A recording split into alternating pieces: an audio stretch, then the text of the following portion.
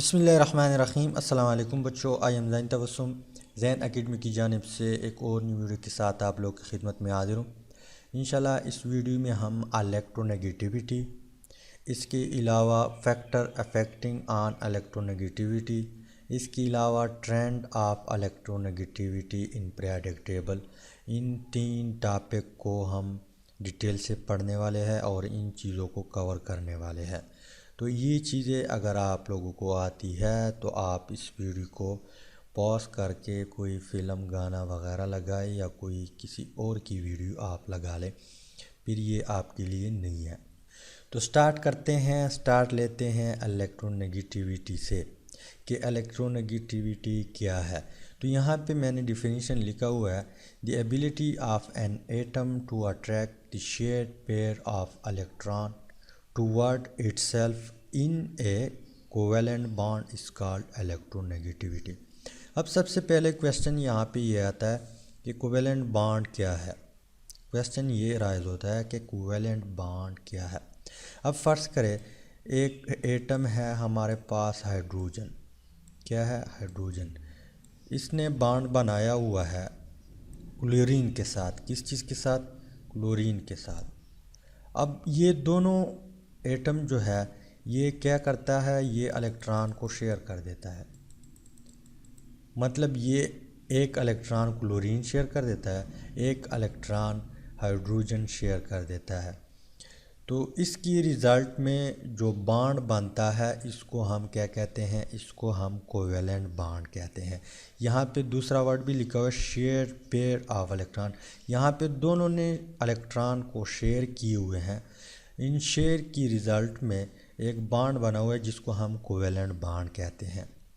तो यहाँ पे लिखा हुआ है कि attract the share pair electron, मतलब यहाँ पे जो हाइड्रोजन की न्यूक्लियस है, जो हाइड्रोजन की न्यूक्लियस है ये भी फोर्स लगा रहा है इन दोनों इलेक्ट्रॉनों के ऊपर, और यहाँ पे क्लोरीन भी फोर्स लगा रहा है इन दोनों इलेक्ट्रॉनों के ऊपर।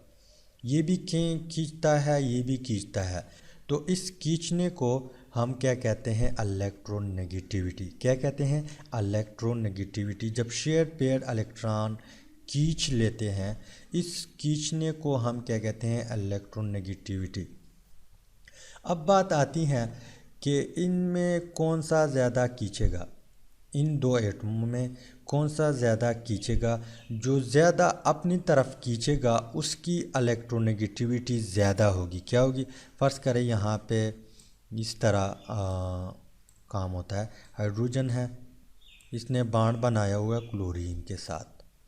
तो इलेक्ट्रॉन जो है दोनों शेयर कर देते हैं, लेकिन इलेक्ट्रोनेगेटिविटी जो क्लोरीन की है वो बहुत ज़्यादा है।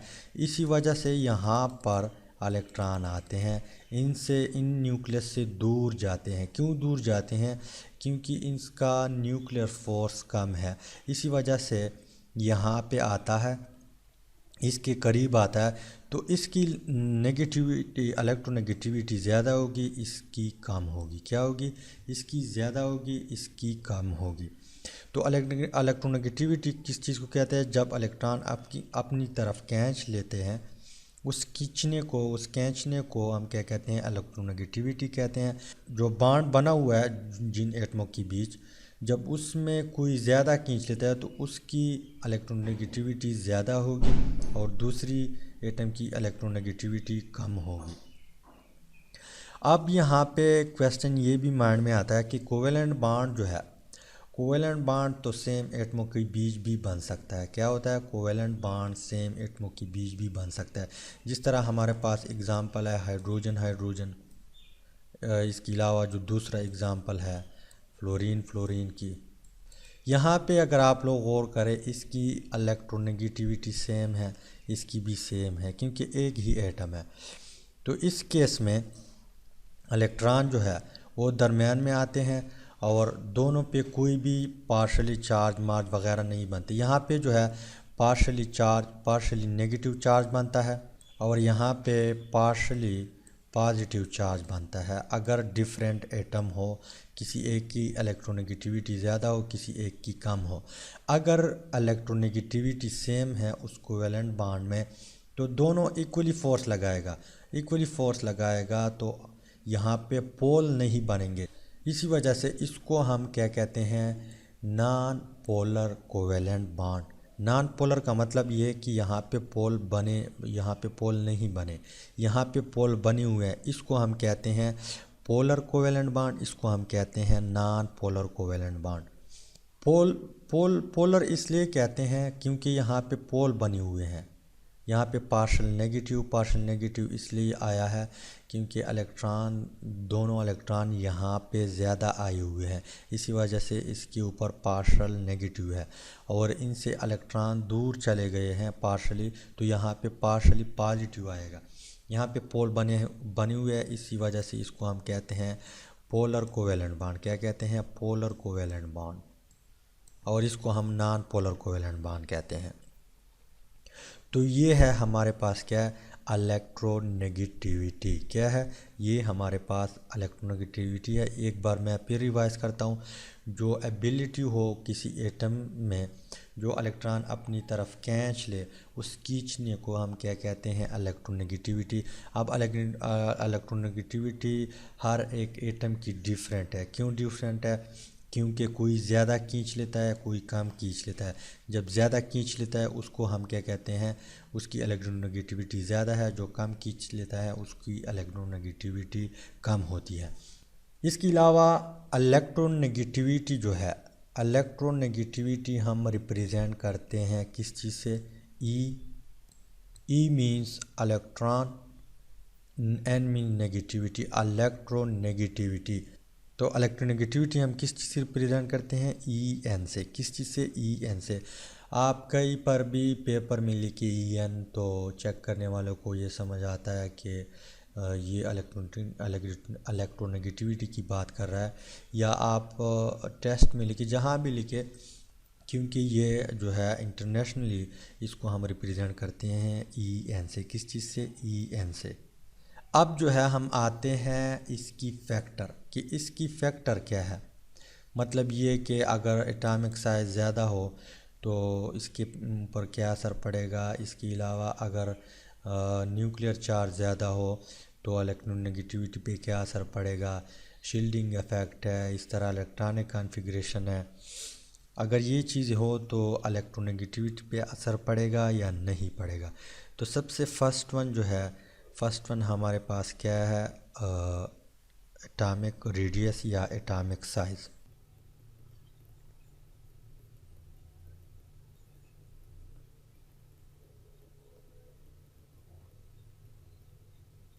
तो सबसे फर्स्ट वन क्या है? Atomic size. एटॉमिक साइज़ अगर ज़्यादा हो तो इलेक्ट्रोनेगेटिविटी कम होगी। क्या होगी?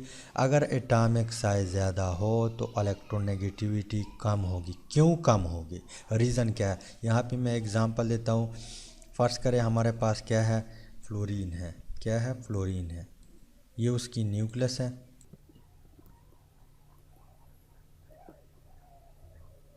First shell, second shell. अब इसमें जो है 9 प्रोटॉन है और 9 इलेक्ट्रॉन है। कितने प्रोटॉन हैं? 9 प्रोटॉन है और 9 इलेक्ट्रॉन है। अब इसके बाद फ्लोरीन है, क्लोरीन है, ब्रोमीन है, आयोडीन है। इसकी नीचे क्या आता है? क्लोरीन आता है। क्लोरीन की न्यूक्लियस में 17 प्रोटॉन होते हैं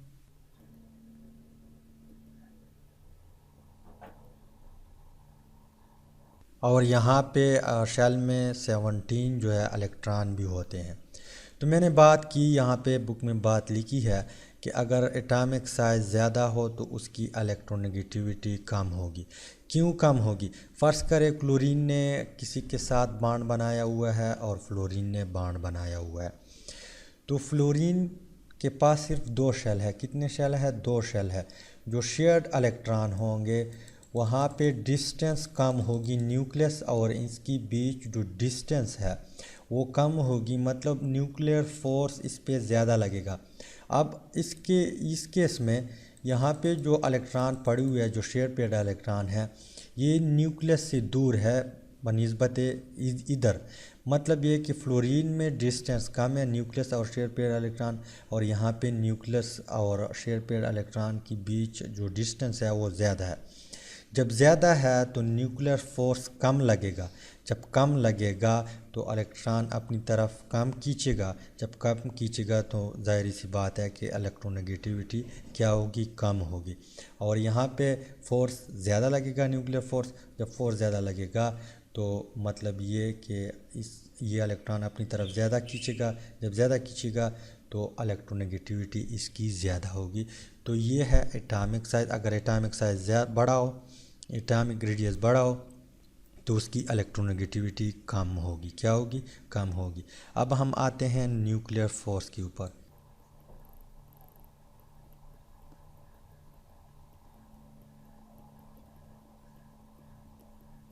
न्यूक्लियर फोर्स या न्यूक्लियर चार्ज। तो यहाँ पे लिखा हुआ है बुक में कि अगर न्यूक्लियर फोर्स ज़्यादा हो, क्या हो? न्यूक्लियर फोर्स ज़्यादा हो तो उसकी इलेक्ट्रोनेगेटिविटी ज़्यादा होगी। यहाँ पे मैं एग्ज़ाम्पल देता हूँ NH3 की। किस चीज़ की? NH3 की।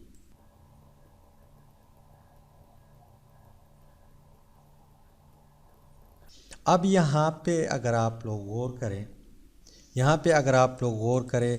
यहाँ पे दो इलेक्ट्रॉन इसने यहाँ पे शेयरिंग पेयरिंग हुआ है, यहाँ पे शेयरिंग हुआ है, यहाँ पे शेयरिंग हुआ है। अब हम सिर्फ यहाँ पे बात करते हैं या यहाँ पे बात करते हैं, यहाँ पे बात करते हैं। तो नाइट्रोजन जो है, तो हाइड्रोजन जो है, हाइड्रोजन न्यूक्लियस में सिर्फ 1 प्रोटॉन है। कितने हैं? 1 प्रोटॉन है, यहाँ पे 1 इलेक्ट्रॉन भी है। और नाइट्रोजन जो है उसकी न्यूक्लियस में कितने प्रोटॉन हैं? उसकी न्यूक्लियस में 7 प्रोटॉन है और 7 इलेक्ट्रॉन भी है। तो इन दोनों के बीच जो है बॉन्ड बना हुआ है। तो यहाँ पे 7 प्रोटॉन का मतलब ये है कि 7 पॉजिटिव चार्ज है। यहाँ पे 1 प्रोटॉन का मतलब ये है कि इसमें सिर्फ 1 पॉजिटिव चार्ज है। अब न्यूक्लियर फोर्स इस चीज़ को हम कहते हैं, जो प्रोटॉन है और इलेक्ट्रॉन के ऊपर फोर्स लगाता है, जब फोर्स लगाता है उस चीज़ को हम क्या कहते हैं? न्यूक्लियर फोर्स कहते हैं। अब यहाँ पे बात लिखी हुई है कि अगर न्यूक्लियर फोर्स ज़्यादा हो तो मतलब ये है, ज़ाहिर सी बात है कि जब पॉजिटिव चार्ज जिस एटम में ज़्यादा होंगे उधर क्या होगा? उधर न्यूक्लियर फोर्स ज़्यादा होगा। क्या होगा? न्यूक्लियर फोर्स ज़्यादा होगा। तो यहाँ पे 7 पॉजिटिव चार्ज है, यहाँ पे 1 पॉजिटिव चार्ज है, तो ज़ाहिर सी बात है कि इलेक्ट्रॉन जो है इधर ही आएगा। क्या आएगा? इधर ही आएगा, क्योंकि यहाँ पे 7 पॉजिटिव चार्ज जो है वो फोर्स लगा रहा है, यहाँ पे सिर्फ 1 पॉजिटिव चार्ज फोर्स लगा रहा है। तो इसकी बनिस्बत यहाँ पे ज़्यादा पॉजिटिव चार्ज है, तो इलेक्ट्रॉन जो है इधर ही आएंगे। किस तरफ आएंगे? नाइट्रोजन की तरफ आएंगे। जब नाइट्रोजन की तरफ आएंगे तो ज़ाहिर सी बात है कि इसकी इलेक्ट्रोनेगेटिविटी क्या होगी? ज़्यादा होगी, इसकी इलेक्ट्रोनेगेटिविटी कम होगी। तो मेरा मतलब ये है कि अगर जिस 2 एटम हैं उसमें बॉन्ड बना हुआ है, एक में प्रोटॉन की तादाद ज़्यादा है, मतलब पॉजिटिव चार्ज ज़्यादा है, एक में पॉजिटिव चार्ज कम है, तो जिसमें पॉजिटिव चार्ज ज़्यादा होंगे उसकी इलेक्ट्रोनेगेटिविटी ज़्यादा होगी। तो यहाँ पे लिखा हुआ है कि greater nuclear charge greater will be electronegativity. तो मतलब ये है कि अगर न्यूक्लियर चार्ज ज़्यादा है तो उसकी इलेक्ट्रोनेगेटिविटी भी ज़्यादा होगी। अब हम आते हैं तीसरी फैक्टर की तरफ। तो बुक में लिखा हुआ है कि अगर शील्डिंग इफ़ेक्ट ज़्यादा हो तो इलेक्ट्रोनेगेटिविटी कम होगी। अगर शील्डिंग इफ़ेक्ट कम है तो इलेक्ट्रोनेगेटिविटी जो है वो ज़्यादा होगी। तो शील्डिंग इफ़ेक्ट पे हमने पिछले वीडियो बनाई हुई है बहुत डिटेल से। अगर शील्डिंग इफ़ेक्ट को आपको पता नहीं है तो आप उस वीडियो को देख सकते हैं कि शील्डिंग इफ़ेक्ट क्या है। फ़र्ज़ करें यहाँ पे मैं एग्ज़ांपल देता हूँ लिथियम के पास सिर्फ 2 शेल है। क्या है? 2 शेल है। यहाँ पे फर्स्ट शेल में 2 इलेक्ट्रॉन हैं और सेकंड शेल में 1 इलेक्ट्रॉन है। अब हम आते हैं सोडियम की तरफ। ये उसकी न्यूक्लियस है, फर्स्ट शेल, सेकंड शेल और यहाँ पे थर्ड शेल। अब यहाँ पे हम कंपैरिजन करते हैं इन दो एटमों के। एक है हमारे पास लिथियम और एक है हमारे पास सोडियम। तो सबसे पहले शील्डिंग कहाँ पे ज़्यादा होगी? शील्डिंग सोडियम में ज़्यादा होगी। क्यों ज़्यादा होगी? क्योंकि जो न्यूक्लियर फोर्स है, न्यूक्लियर फोर्स क्या करता है, इलेक्ट्रॉन जो है खींच लेता है अपनी तरफ। तो सबसे पहले ये इलेक्ट्रॉन खींचेगा फर्स्ट शेल वाले। उसके बाद जो ये इलेक्ट्रॉन है वो न्यूक्लियर फोर्स को कुछ ना कुछ काम कर देता है। फिर ये इलेक्ट्रॉन खींचेगा, जब ये खींचेगा तो ये भी कुछ ना कुछ फोर्स काम करेगा। क्या करेगा? कुछ ना कुछ जो न्यूक्लियर फोर्स है वो कम करेगा। फिर ये इलेक्ट्रॉन, इस शेल में जो इलेक्ट्रॉन है वो भी इस फोर्स को कम करेगा। तो इस चीज़ को हम क्या कहते हैं? शील्डिंग इफेक्ट कहते हैं। अब बारी आती है जो शेयर पेयर्ड इलेक्ट्रॉन है, जो शेयर इलेक्ट्रॉन है उसके ऊपर फोर्स लगेगा, उसके बाद ये अपनी तरफ खींच लेता है। तो यहाँ पे शील्डिंग इफेक्ट ज़्यादा है। जब शील्डिंग इफेक्ट ज़्यादा होगी तो न्यूक्लियर फोर्स कम होगी। जब न्यूक्लियर फोर्स कम होगी तो इलेक्ट्रॉन अपनी तरफ खींचना जो है वो कम होगी। जब कम होगी तो क्या होगा? इलेक्ट्रोनेगेटिविटी भी कम होगी। क्या होगी? कम होगी। मतलब ये कि शील्डिंग इफेक्ट ज़्यादा होगी, इलेक्ट्रोनेगेटिविटी कम होगी। यहाँ पे लिथियम के केस में आप देखें, ये फोर्स जो है, न्यूक्लियर फोर्स जो है, ये इलेक्ट्रॉन, इस शेल के इलेक्ट्रॉन जो है कुछ ना कुछ काम कर देता है, फिर ये भी काम कर देता है। फिर बारी आती है शेयर पेयर्ड इलेक्ट्रॉन की। लेकिन यहाँ पे अगर आप लोग कंपैरिजन करें, यहाँ पे शील्डिंग इफेक्ट ज़्यादा है, यहाँ पे कम है। तो मतलब ये कि ये ज़्यादा खींचेगा, न्यूक्लियर फोर्स ज़्यादा होगा, ये ज़्यादा खींचेगा, इसकी इलेक्ट्रोनेगेटिविटी ज़्यादा होगी, इसकी इलेक्ट्रोनेगेटिविटी कम होगी। क्या होगी? कम होगी। अब बारी आती है किस चीज़ की? Electronic configuration. किस चीज़ की बारी आती है? इलेक्ट्रॉनिक कॉन्फ़िगरेशन की। ई मीन्स इलेक्ट्रॉन और C means electronic configuration. E means electron, C mean configuration, मतलब इलेक्ट्रॉनिक कॉन्फ़िगरेशन। ये मैंने शॉर्ट लिखा हुआ है ताकि वीडियो लंबी ना बने। अगर हमारे पास ऐसे एटम हो जिसकी इलेक्ट्रॉनिक कॉन्फ़िगरेशन करने के बाद अगर वो हाफ फील्ड आए या कम्प्लीटली फील्ड आए, जिस तरह हमारे पास नियॉन है। क्या है? नियॉन है। इसका एटॉमिक नंबर 10 है। तो इलेक्ट्रॉनिक कॉन्फ़िगरेशन अगर आप करें तो 1s2 2s2 और यहाँ पे 2p6। p में 3 ऑर्बिटल होते हैं यहाँ इस तरह, और यहाँ पे कितने इलेक्ट्रॉन हैं? 6 इलेक्ट्रॉन है। तो मतलब ये है कि ये कम्प्लीटली फील्ड है। क्या है? कम्प्लीटली फील्ड है। तो इस केस में इस एटम की इलेक्ट्रोनेगेटिविटी क्या होगी? कम होगी। क्या होगी? कम होगी। अगर हाफ फील्ड है, मतलब ये है कि हम किसको देखें? नाइट्रोजन को देखें, तो इसका एटॉमिक नंबर 7 है। तो 1s2 2s2 2p3। तो 3 में तो p में 3 ऑर्बिटल होते हैं। तो यहाँ पे ये क्या है? ये हाफ फील्ड है। तो जस्ट मैं यहाँ पे सिर्फ आप लोगों को कम्प्लीटली फील्ड क्या है, हाफ फील्ड क्या है, ये चीज़ बता रहा हूँ। आपने किसी और एटम से कंपेयर नहीं करना, क्योंकि ऊपर जो हमने फैक्टर पढ़े हुए हैं ये भी आप अप्लाई कर सकते हैं, बाद में आपने इसको देखना है। तो मतलब ये अगर कम्प्लीटली फील्ड हो, उसकी इलेक्ट्रॉनिक कॉन्फ़िगरेशन करने के बाद अगर कम्प्लीटली फील्ड हो या हाफ फील्ड हो, उसकी इलेक्ट्रोनेगेटिविटी कम होगी बनिस्बत अगर कोई भी एटम उसकी इलेक्ट्रॉनिक कॉन्फ़िगरेशन आप कर ले अगर वो पार्शली फील्ड हो। तो ये है हमारे पास क्या है? फैक्टर। अब हम आते हैं किस चीज़ के ऊपर? ट्रेंड। तो ट्रेंड का मतलब ये कि अगर हम ग्रुप वाइज जाए तो इलेक्ट्रोनेगेटिविटी पे क्या असर पड़ेगा, अगर हम पीरियड वाइज जाए तो इलेक्ट्रोनेगेटिविटी पे क्या असर पड़ेगा। तो अगर हम ग्रुप की बात करें, टॉप टू बॉटम आए, तो इलेक्ट्रोनेगेटिविटी जो है डिक्रीज़ होती है। क्यों डिक्रीज़ होती हैं? क्योंकि एटम का जो साइज़ है वो भी बढ़ जाता है, न्यूक्लियर फोर्स भी कम हो जाता है और शील्डिंग इफेक्ट भी ज़्यादा हो जाता है। इसी वजह से जब हम टॉप टू बॉटम आते हैं तो इलेक्ट्रोनेगेटिविटी क्या होता है? इलेक्ट्रोनेगेटिविटी जो है कम होती है। क्या होती है? कम होती है। फ़र्ज़ करें हाइड्रोजन सॉरी लिथियम है, यहाँ पे सिर्फ 2 शेल है। कितने हैं? 2 शेल है।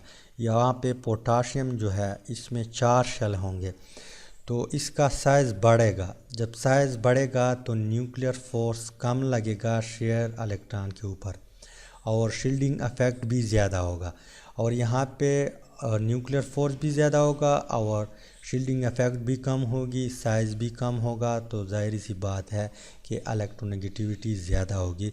तो अगर आप ग्रुप वाइज जाए तो इलेक्ट्रोनेगेटिविटी क्या होती है? कम होती है। अगर आप पीरियड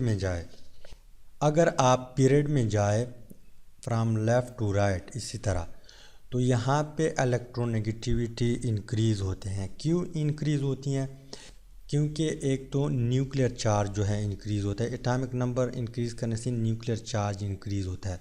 जब न्यूक्लियर चार्ज इंक्रीज़ होगा तो ज़ाहिर सी बात है कि जो शेयर्ड इलेक्ट्रॉन है उसके ऊपर न्यूक्लियर फोर्स ज़्यादा लगेगा। जब ज़्यादा लगेगा तो उसकी इलेक्ट्रोनेगेटिविटी क्या होगी? ज़्यादा होगी। एक दूसरा रीज़न कि यहाँ पे लेफ़्ट टू राइट हम जाते हैं तो साइज़ भी कम हो जाता है। क्या होता है? साइज़ कम होता है। शेल वही रहता है, एटॉमिक नंबर इंक्रीज़ होता है, मतलब कि पॉजिटिव चार्ज इंक्रीज़ होते हैं, तो इसी वजह से वहाँ पे जो एटम का साइज़ है वो कम हो जाता है। जब कम हो जाता है तो हमने ऊपर फैक्टर में पढ़ा है कि एटॉमिक साइज़ अगर कम हो तो क्या होगा? इलेक्ट्रोनेगेटिविटी ज़्यादा होगी। एक दूसरी और पहला रीज़न ये है कि न्यूक्लियर फोर्स ज़्यादा होगी। जब न्यूक्लियर फोर्स ज़्यादा होगी तो इलेक्ट्रॉन ज़्यादा खींचेगा, शेयर इलेक्ट्रॉन ज़्यादा खींचेगा। जब ज़्यादा खींचेगा तो मतलब ये कि इलेक्ट्रोनेगेटिविटी उस एटम की ज़्यादा होगी। तो मेरा मतलब ये है कि अगर हम लेफ़्ट टू राइट जाते हैं तो इलेक्ट्रोनेगेटिविटी इंक्रीज़ होता है, अगर हम टॉप टू बॉटम आते हैं तो इलेक्ट्रोनेगेटिविटी डिक्रीज़ होती हैं। तो उम्मीद है कि कुछ ना कुछ आप लोगों को वीडियो की समझ आई होगी। अगर समझ आई है तो वीडियो को लाइक करें, शेयर करें और चैनल को ज़रूर सब्सक्राइब करें। Finally thanks for watching.